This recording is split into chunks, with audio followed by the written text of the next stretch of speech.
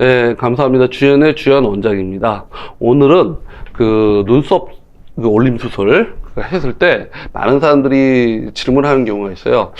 눈썹 올림 수술하면 잘라낼 만큼 그만큼 처진 게 올라간다고 생각하는데 그렇지 않습니다.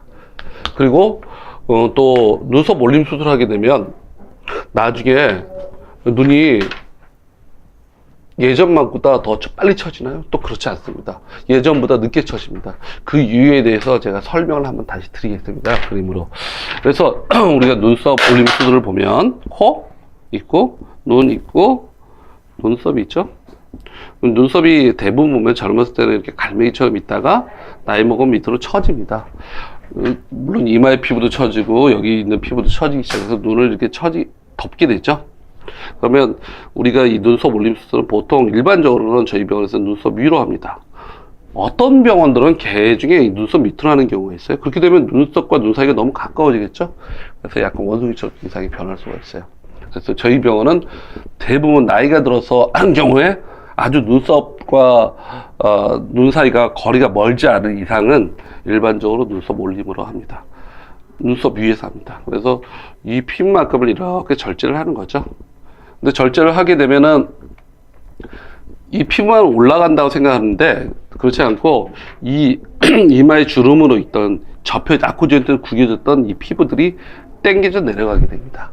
그래서 반쯤은 여기 있는 피부가 올라가게 될 것이요, 반쯤은 이 이마에 주름 잡힌 피부들이 평평해지면서 내려오게 되죠. 그래서 당기게 되게 되면 이런 식으로 당기게 됩니다. 그래서 이렇게 나중에 이렇게 꼬매게 되죠. 그래서 우리가 수술하면 만약에 이만큼 잘라냈다, 그럼 이만큼이 그대로 올라간다고 착각하시는데 그렇지 않고 반쯤이 올라간다. 또 그러면 뭐 의미가 없네요 라고 얘기했는데 그렇지 않죠. 이마에 주름이 또 펴지잖아요. 그래서 펴지면서 올라간다. 그래서 수술을 하고 나신 분들을 보면, 눈썹 올림 수술한 놈은 이마가 번들번들해졌어요. 이마에 주름이 많이 좋아졌네요.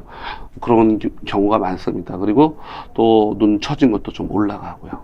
그리고 전체적으로 약간 애띄어 보이고 어려 보여요. 네, 그런 식으로 만드는 수술이 눈썹 올림 수술입니다. 근데 궁금해 하시는 분들이 있어요. 또 어떤 분이냐면, 눈썹 올림 수술을 하면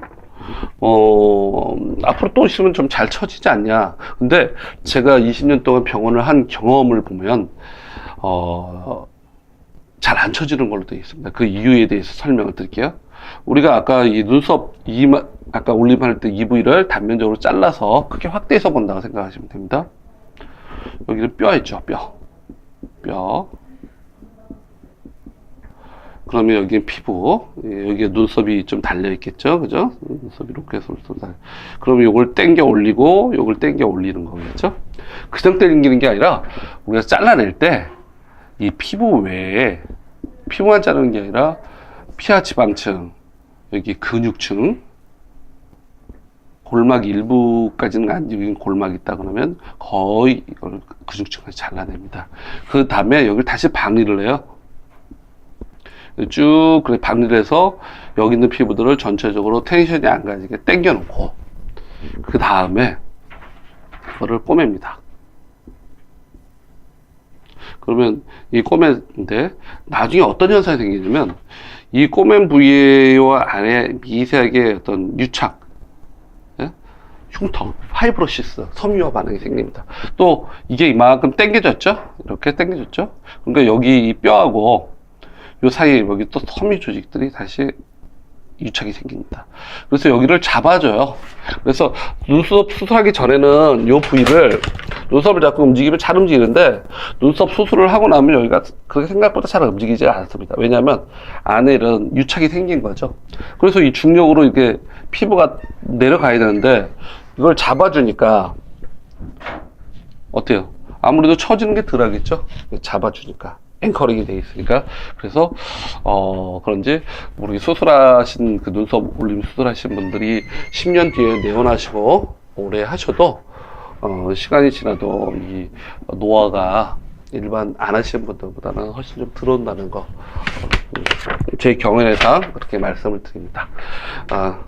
오늘 여기까지 말씀을 드리겠습니다. 눈썹 올림의 두 가지. 하나는 자른 만큼이 그대로 올라가는 게 아니고 이마에 주름이 내려오고 눈이 올라간다. 그다음 두 번째는 눈썹 올림을 하고 나면 그 겉에 있는 피부 외에 속에 있는 피부들이 붙어서 유착을 형성하기 때문에 나중에 눈썹 올림 수술이 이게 나중에 처지는 게 수술 안 하신 분보다 덜 내려온다. 그렇게 이해하시면 되겠습니다. 그리고 여담으로 제가 아까 그때도 말씀드렸는데 재생 레이저 다시 한번 설명을 드릴게요. 우리가 꼬매고 나면 요 부위 있죠? 칼 지나간 부위하고 실밥 꼬맨 이런 부위들, 이런 부위의 그 흉터를 없애는 방법 중에 하나가 재생 레이저라는 게 있습니다. 재생 레이저라는 거 쉽게 얘기하면요, 뱀이 허물을 벗고 나면은 뱀의 그 피부가 더 깨끗해지고 좋아지죠. 그래서 미세하게 일부러 파괴를 시켜줍니다. 흉터 부위나 그 원치 않는 부위를. 그러면 물론 여드름 같은 거 나는 흉터도 마찬가지겠죠. 원치 않는 부위를 미세하게 파괴주면 이 몸 안에서는, 내 몸 안에서는 EGF라는 걸 만듭니다. 그 외에 여러 가지 성장인자, 이게 그로스 팩터라는데 에피셀리움 그로스 팩터, 그러니까 상피, 우리 피부의 바깥에 있는 상피를 재생시키는 그 인자들이 나오는 거죠.